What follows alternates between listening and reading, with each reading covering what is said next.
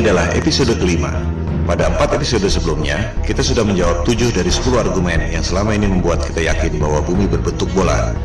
Pada episode ini, kita akan membahas topik nomor 8, yaitu soal penerbangan keliling dunia akan tiba kembali di tempat yang sama, yang menimbulkan persepsi bahwa bumi ini berbentuk bola.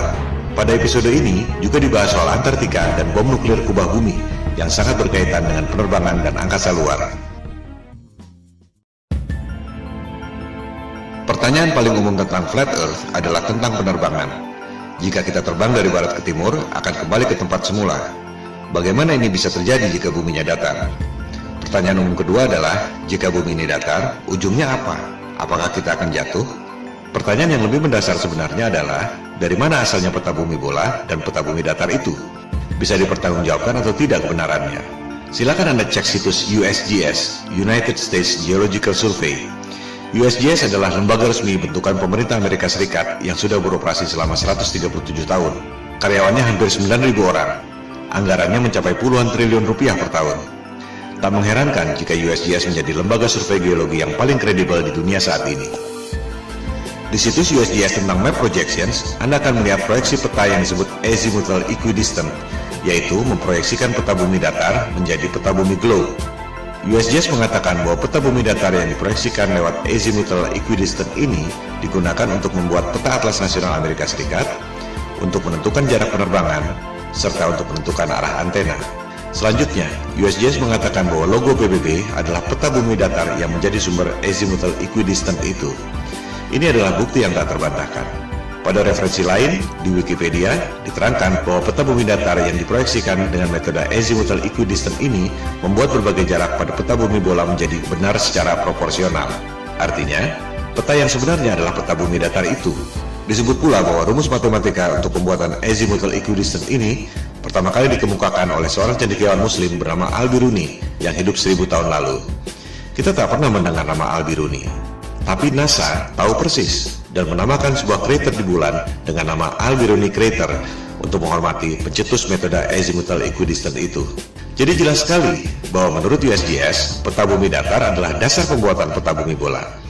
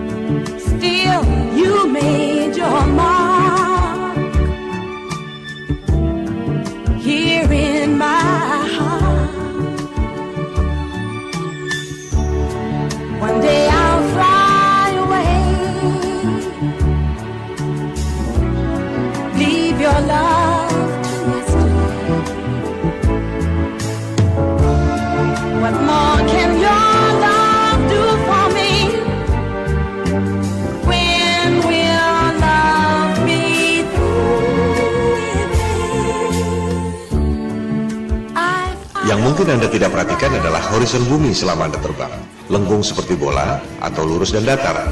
Berikut adalah time-lapse dari penerbangan Airbus 380 yang direkam pada penerbangan dari LA ke Frankfurt sejauh 9.370 km. Rekaman dilakukan dengan kamera biasa, bukan fisheye lens yang membuat semua tampak lengkung. Mari kita lihat apakah horizon bumi itu lengkung atau datar.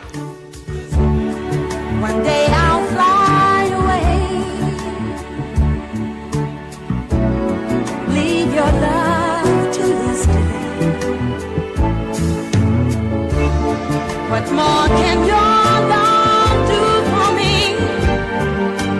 When will love be through with me? Why live life from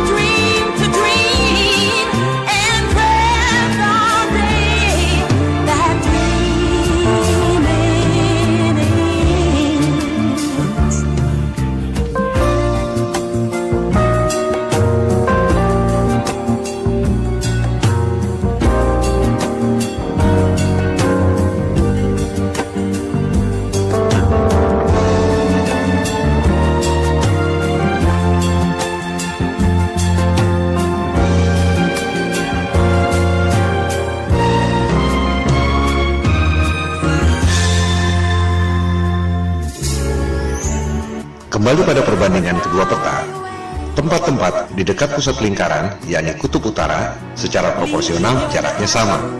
Semakin ke selatan, jaraknya semakin berbeda. Yang paling membedakan adalah Antartika. Kita akan membahasnya satu persatu. Pertama, jarak benua-benuanya dulu.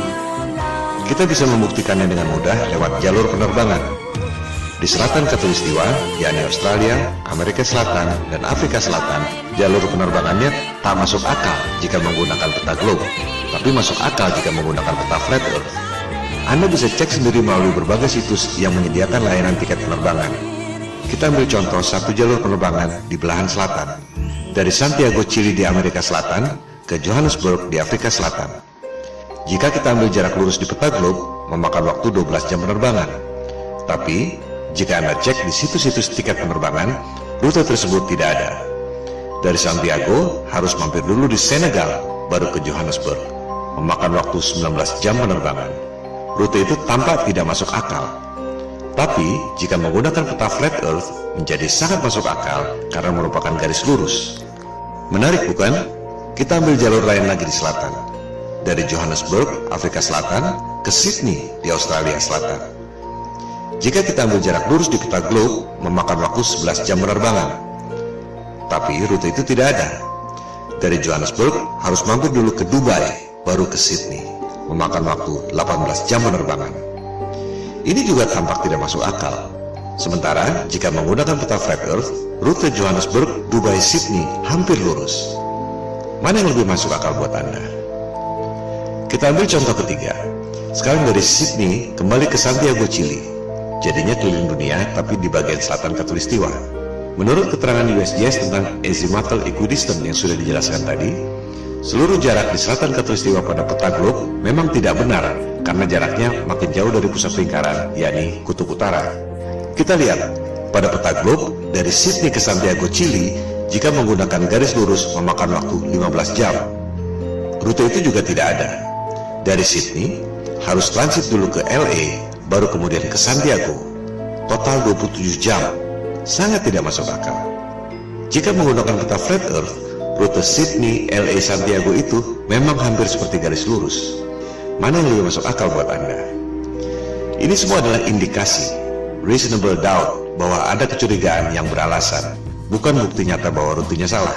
Sebab orang bisa saja mengatakan karena masalah komersial, yaitu transit untuk ambil penumpang. Tapi tetap saja, sebagaimanapun mengambil penumpang, tak akan dilakukan jika rutenya tidak masuk akal. Bukti yang agak telak adalah berita di Daily Mail 13 Oktober 2015 lalu. Pada penerbangan China Airlines dari Bali ke LA, seorang wanita melahirkan di pesawat pada ketinggian 30.000 kaki atau 9,2 km. Pesawat terpaksa melakukan pendaratan emergency di Alaska. Sangat mengherankan bukan? Dari Bali ke LA mendarat emergency di Alaska. Pada peta globe, rutenya seperti ini.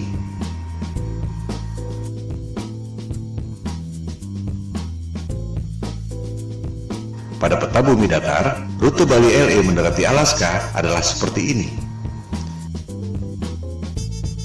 Mana yang lebih masuk akal buat Anda? Perbedaan utama antara peta globe dan peta bumi datar adalah di bagian selatan. Pada peta globe, di selatan Khatulistiwa semakin mengecil dan Antartika adalah sebuah benua. Pada peta bumi datar, di selatan Khatulistiwa semakin membesar dan Antartika adalah lingkaran yang mengelilingi bumi datar. Kunci pembedanya adalah Antartika, sebuah kawasan misterius yang memang sejak zaman dulu jarang dikunjungi orang. Bukan hanya karena dingin dan ombak yang ganas, melainkan juga karena sistem navigasi, termasuk kompas, tidak berjalan dengan baik di Antartika. Tercatat Vasco da Gama, penjelajah asal Portugis yang dalam tanda petik menemukan Maluku dan Timur Timur di abad ke-16. Namun upayanya gagal karena cuaca buruk terus-menerus dan jarum kompas tidak menentu.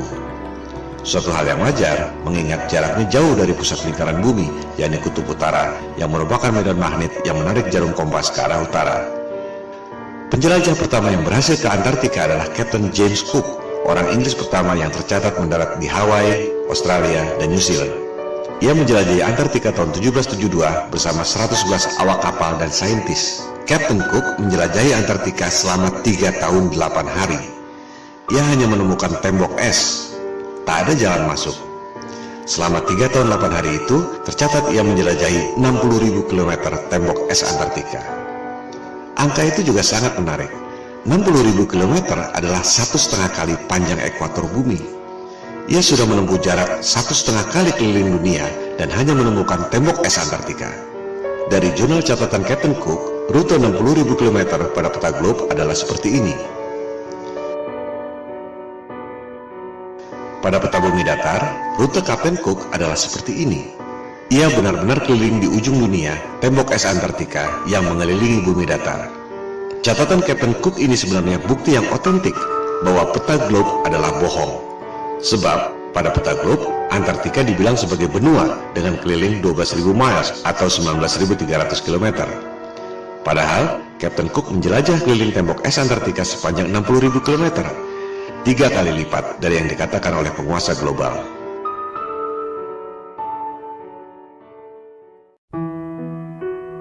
Tokoh paling penting dalam penjelajahan Antartika adalah Admiral Richard E. Byrd. Ini adalah orang yang sangat kredibel. Perwira Angkatan Laut pemegang Medal of Honor, medali tertinggi dalam militer Amerika Serikat. Ia tercatat sebagai orang pertama yang terbang ke kedua kutub, Kutub Utara dan Kutub Selatan. Byrd tercatat sebagai admiral termuda dalam sejarah militer Amerika Serikat. Ia diangkat sebagai admiral pada usia 41 tahun. Admiral Byrd pertama kali menjelajah Antartika tahun 1928-1930 dengan 2 kapal laut dan 3 pesawat udara. Byrd kembali menjelajah Antartika tahun 1934. Yang kedua kali itu, ia sendirian, 5 bulan di Antartika. Penjelajahan Antartika ketiga dilakukan tahun 1939-1940, di mana Admiral Byrd ditugaskan oleh pemerintah Amerika Serikat. Yang paling fenomenal adalah penjelajahan keempat tahun 1946-1947 setelah Perang Dunia Kedua yang terkenal dengan nama Operation High Jump. Admiral Byrd ke Antartika membawa pasukan militer lengkap, 13 kapal laut termasuk kapal induk dan 29 pesawat terbang termasuk helikopter. Ekspedisi Antartika terbesar sepanjang sejarah umat manusia sampai sekarang. Operation High Jump menimbulkan banyak pertanyaan dan spekulasi. Untuk apa membawa pasukan sebanyak itu? Ancaman apa yang mereka khawatirkan sampai harus membawa pasukan sebesar itu? Tujuan yang sesungguhnya tidak terungkap sampai sekarang. Sebagai perwira militer, Admiral Byrd tutup mulut, tak banyak bicara soal itu.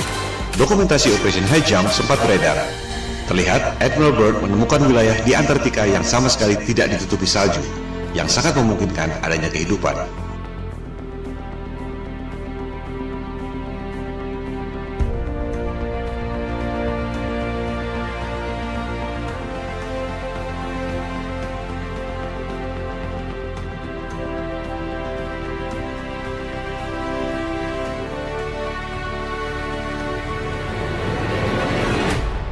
Dalam wawancara dengan harian Chile, El Mercurio tahun 1947, Admiral Byrd membuat pernyataan yang sangat mengejutkan.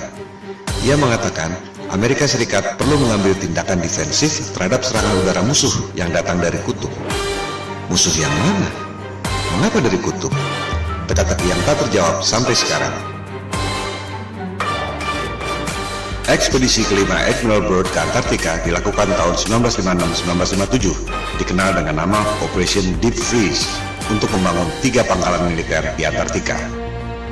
Berikut ada cuplikan wawancara TV yang langka dari Admiral Byrd tahun 1957.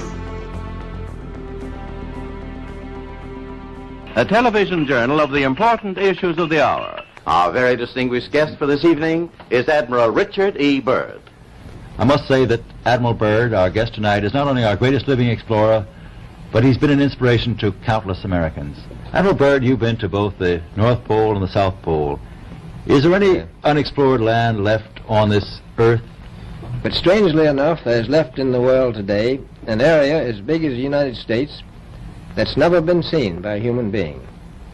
And that's beyond the pole on the other side of the South Pole.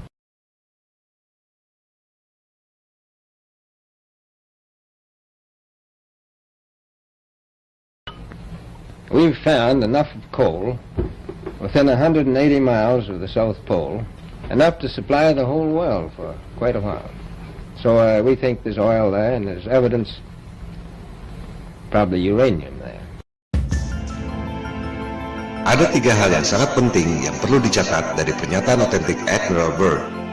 Pertama, Antartika kaya sumber daya alam. Ada batu bara, minyak, dan kemungkinan uranium. Kedua, ada wilayah sebesar Amerika Serikat yang belum pernah dilihat oleh manusia. Letaknya melampaui atau di belahan lain Antartika. Ketiga, dari clipping koran di Chili tahun 1947 setelah Operation High Jump, dikatakan ada kemungkinan serangan udara musuh yang datang dari Antartika.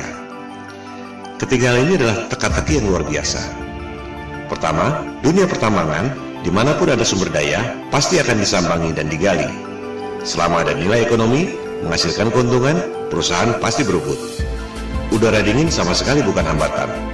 Di Kutub Utara, kita tahu ada banyak perusahaan tambang yang beroperasi. Australia misalnya, yang berada di belahan bumi selatan, memiliki pertambangan di Kutub Utara, tapi tidak di Antartika. Tak ada satupun perusahaan pertambangan yang menggali sumber daya di sana. Padahal jelas-jelas Admiral Byrd mengatakan ada sumber batu bara yang cukup untuk memasok seluruh dunia selama beberapa tahun. Byrd checks position by the sun compass. The glacier signals the South Pole itself. Here, Byrd drops the flags of the United Nations, carefully boxed, a symbol of America's goodwill to all nations. Coal, a mountain of coal. Byrd later declares Antarctic mines, if once tapped, could supply the world's coal needs for centuries.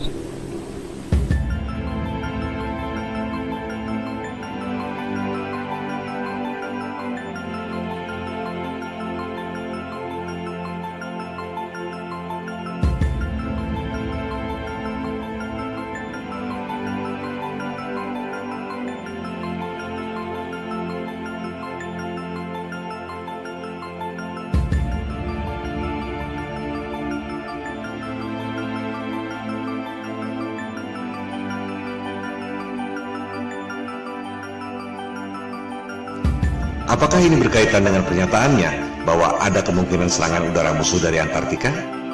Musuh yang mana? Byrd menyimpan rahasia ini bersama para elit global.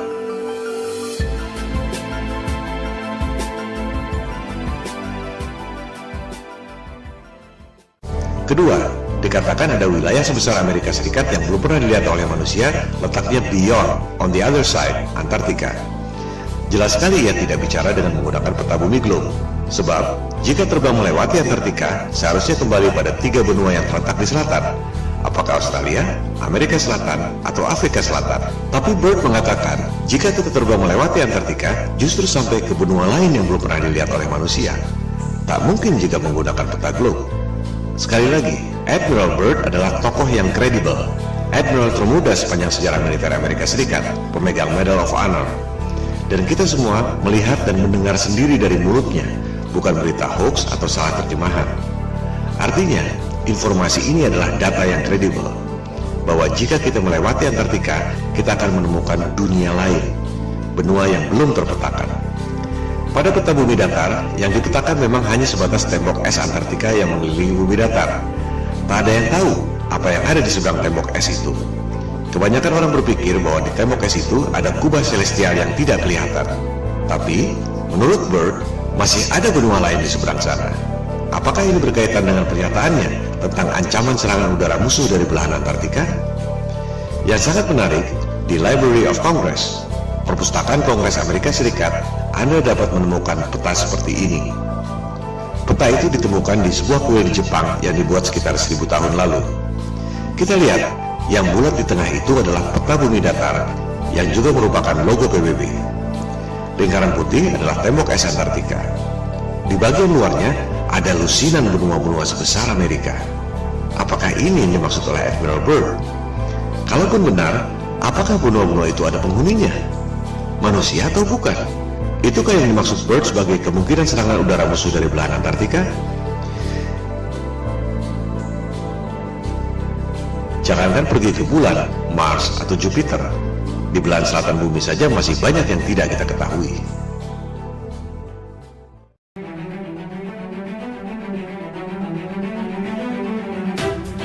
Dunia berubah total setelah penjelajahan Antartika secara militer lewat Operation High Jump 1946 dan Operation Deep Freeze tahun 1957 ini. Tahun 1957 dimulailah perundingan Antarctic Treaty yang ditandatangani 2 tahun kemudian. Antartika dideklarasikan sebagai daerah terlarang. Tahun 1957 itu juga diluncurkan Sputnik, satelit pertama di dunia buatan Rusia yang menjadi pemicu perlombaan teknologi angkasa luar. NASA didirikan setahun kemudian, tahun 1958. Dari situ, dimulailah berbagai cerita tentang perjalanan ke angkasa luar, pendaratan di bulan, bisnis satelit, pengiriman satelit ke Mars, Jupiter, dan lain-lain. Yang tak banyak orang tahu, tahun 1958 itu juga, Amerika Serikat dan Soviet kompak, sama-sama membom nuklir langit selama 4 tahun, sampai tahun 1962. Operasi bom nuklir langit ini dinamakan High Altitude Nuclear Explosions atau HANE. Dulu merupakan top secret. Sekarang kita bisa mengetahui detail operasi ini setelah arsip-arsip rahasia itu boleh dipublikasikan 50 tahun kemudian, yaitu 2012 yang lalu. Ini adalah 3 hal yang sangat menarik yang merubah dunia untuk selamanya. Tentu tak ada referensi yang mengatakan bahwa ketiga hal itu saling berkaitan. Sama naifnya dengan berharap tiap negara tak boleh punya rahasia militer dan strategi militer harus diumumkan lewat koran. Dunia tidak berjalan seperti itu. Kita hanya bisa mengetahui hal-hal seperti ini melalui analisis intelijen atau kecerdasan. Hanya otak intel dan detektif yang bisa mendeteksi kaitan dari berbagai indikasi yang ada. Pemicunya adalah operasi militer penjelajahan Antartika lewat Operation High Jump 1946-1947 dan Operation Deep Freeze 1956-1957. Ada wilayah baru kaya sumber daya alam, tapi tak ada yang boleh mengeksplorasi. Ada wilayah sebesar Amerika di seberang, di belahan lain, Antartika. Ada kemungkinan serangan udara lawan yang datang dari belahan Antartika. Lantas, apa yang dilakukan? Ada 3 hal. Politik, tutup Antartika melalui Antarctic Treaty 1957 yang ditandatangani 1959. Tak ada orang yang boleh lewat Antartika. Militer, Amerika Serikat dan Soviet kompak, sama-sama membom nuklir langit selama 4 tahun. High Altitude Nuclear Explosions 1958-1962. Ada tirai celestial, medan elektromagnetik, langit, atau apapun namanya yang tak mempan di bom nuklir selama 4 tahun. Propaganda, penjelajahan angkasa luar, Sputnik yang memicu berdirinya NASA. Padahal Amerika Serikat dan Soviet sama-sama tahu ada tirai celestial yang tak mempan di bom nuklir selama 4 tahun. Tak ada roket yang bisa melewatinya. Kita akan membahas ketiga hal ini secara detail dengan bukti-bukti yang otentik dan kredibel. Langkah politik menutup Antartika dan langkah militer pemboman nuklir langit dibahas pada episode 5 ini. Langkah berikutnya, propaganda penjelajahan angkasa luar dibahas pada episode 6, NASA Hollywood.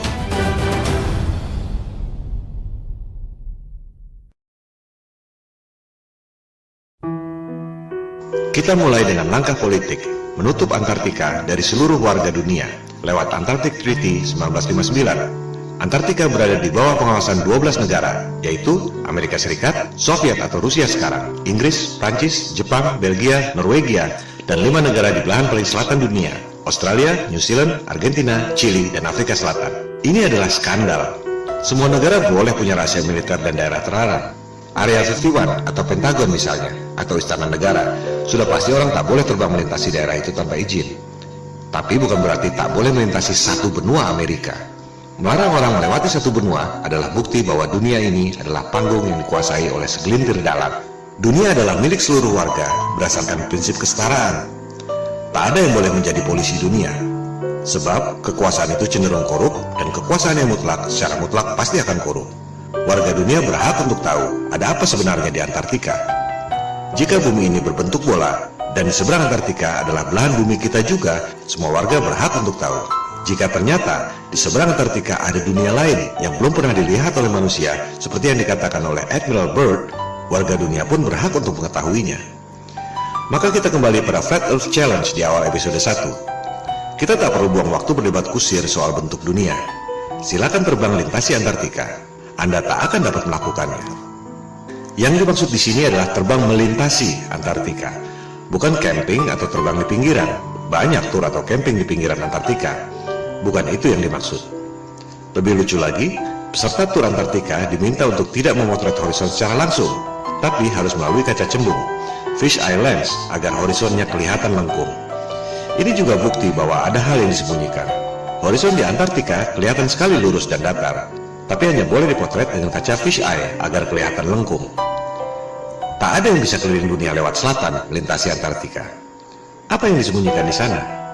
Apa dasarnya 12 negara punya hak lebih dari negara-negara lain di dunia? Di mana itu jargon hak asasi manusia dan demokrasi yang selama ini mereka dengung-dengungkan? Yang ada hanyalah kartel, oligopoli, homo homini lupus. Manusia adalah serigala bagi sesamanya. Ini yang membuat topik Flat Earth booming secara eksponensial sejak November 2015. Jika semua orang lama-lama sadar, satu kebohongan ini akan membongkar kebohongan-kebohongan lainnya. Seperti batu kerikil yang bikin jatuh raksasa. Elit global mulai terpojok. Jumlah mereka hanya sedikit. Tak ada yang bisa melawan people power. Maksud dari pemaparan ini adalah membangkitkan kesadaran. Silakan sebarkan. Silakan lakukan riset sendiri. Silakan buat video sendiri dan tayangkan. Jangan berharap mereka akan mengakui. Standard operating prosedurnya adalah bantah, bantah, dan bantah. Jika Anda memposting soal Flat Earth, jangan kaget jika Anda dihina dan dipermalukan seperti orang yang paling bodoh di dunia. Saran saya, tak perlu ladeni debat kusir. Cukup fokus pada 3 hal, pembuktian secara angka dan fisik. Perhitungan matematik gravitasi, perhitungan matematik gerhana, dan fisik melintasi Antartika. Skakmat.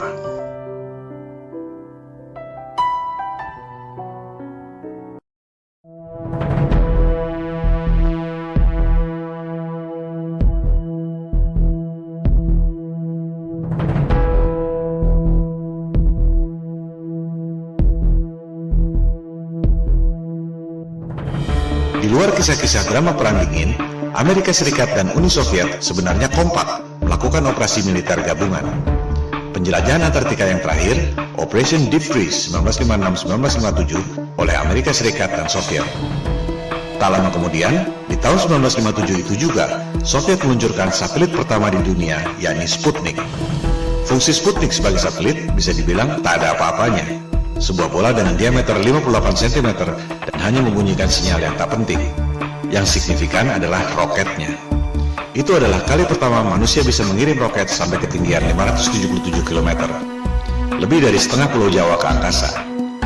Amerika Serikat menyusul tak lama kemudian, mengirim roket berisi satelit Explorer tahun 1958. Amerika Serikat dan Soviet sama-sama tahu ada sesuatu di angkasa yang sangat serius. Kita hanya mendengar sedikit lewat fenomena Van Allen belt. Ada medan radiasi yang menutupi bumi. Keadaan yang sesungguhnya jauh lebih serius dari itu. Begitu seriusnya, hingga Amerika Serikat dan Soviet sama-sama membom nuklir langit selama 4 tahun. Sebuah operasi militer yang sangat mahal yang tak mungkin dilakukan jika tidak benar-benar penting. Operasi ini disebut High Altitude Nuclear Explosions, disingkat HANE, dari tahun 1958 sampai 1962. Dulu top secret. Sekarang kita semua bisa mengakses informasi setelah rahasia tersebut dibuka ke publik 50 tahun kemudian, yakni tahun 2012 yang lalu. Kita bisa mengetahui nama operasinya masing-masing, tempatnya, waktunya, dan kekuatan bomnya. 1000 kali lebih dahsyat dari bom atom Hiroshima dan Nagasaki. Ini menunjukkan betapa seriusnya persoalan tersebut. Kita perhatikan nama-nama operasinya. Operation Dominic, Operation Fishbowl. Kita pahami dulu apa maksudnya. Melalui teknologi roket yang bisa mencapai ketinggian 577 km, Amerika Serikat dan Soviet sama-sama tahu bahwa ada tirai alias kubah celestial yang menutupi bumi. Kubah yang tidak kelihatan, tapi memiliki radiasi yang mematikan. Seperti perisai elektromagnetik dalam film Star Trek. Bahkan disebut impenetrable, tak dapat dilewati. Sungguh mengherankan, orang sampai sekarang masih percaya bisa pergi ke angkasa luar. Padahal jelas-jelas disebut ada perisai alami yang tak dapat ditembus. Ini yang dulu dikatakan oleh Ibnu Sina 1000 tahun yang lalu sebagai solid but transparent spheres, dan yang dikatakan oleh Nikola Tesla 100 tahun lalu sebagai celestial spheres. Untuk mudahnya, kita sebut saja kubah celestial atau kubah bumi. Elit global merasa kita ini seperti ikan dalam akuarium. Mereka mau menghancurkan akuarium itu dengan bom nuklir. Oleh sebab itu, operasinya disebut Operation Fishbowl.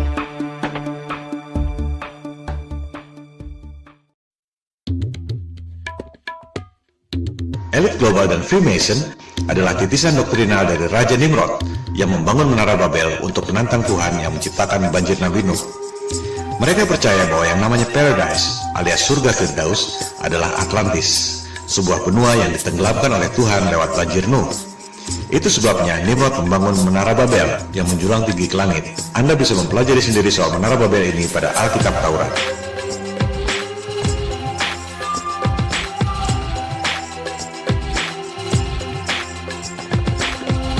Elit global melakukan hal yang sama, Operation Fishbowl, menghancurkan akuarium alias kubah celestial yang menutupi bumi dengan menggunakan bom nuklir. Persis seperti Raja Nimrod membangun menara Babel menjulang tinggi ke angkasa untuk menantang Tuhan. Oleh sebab itu, operasi bom nuklir kubah bumi ini disebut Operation Dominic alias Operasi Tuhan. Menghancurkan akuarium kubah bumi alias Operation Fishbowl, mereka menggunakan bom nuklir yang dinamakan Thor, palu godam dewa pagan, untuk memukul kubah bumi buatan Tuhan. Terakhir beredar rekaman video Operation Fishbowl tahun 1962 yang sudah boleh diakses publik setelah kadaluarsa 50 tahun. Mari kita saksikan. Anda tak akan pernah melihat hal seperti ini lagi dalam hidup Anda.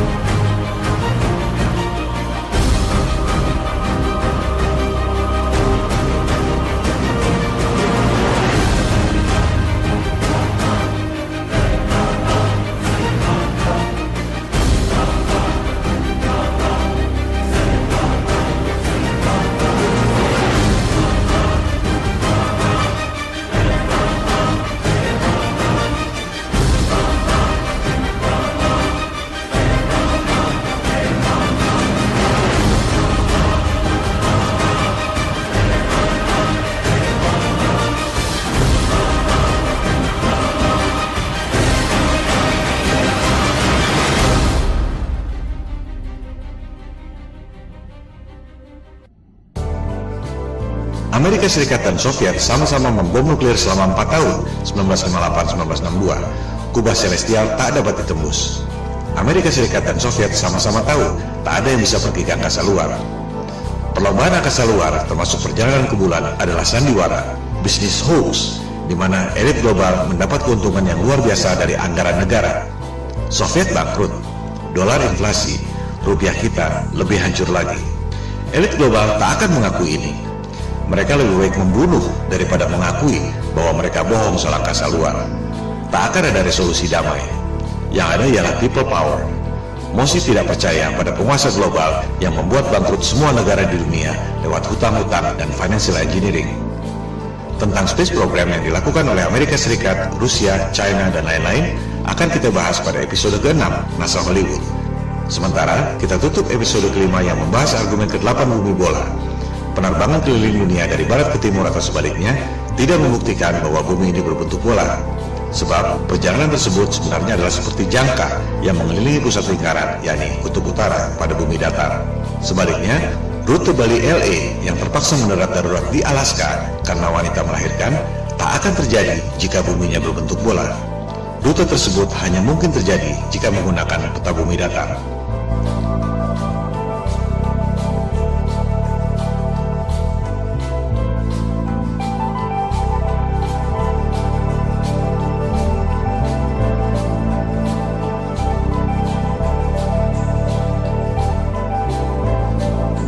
Orang bisa terbang keliling dunia dari barat ke timur atau sebaliknya.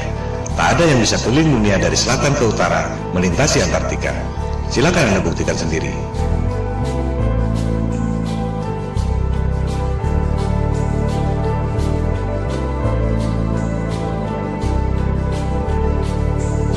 Hal ini membuktikan ada rahasia yang disembunyikan di Antartika. Antartika adalah salah satu rahasia kunci pada konspirasi bumi datar.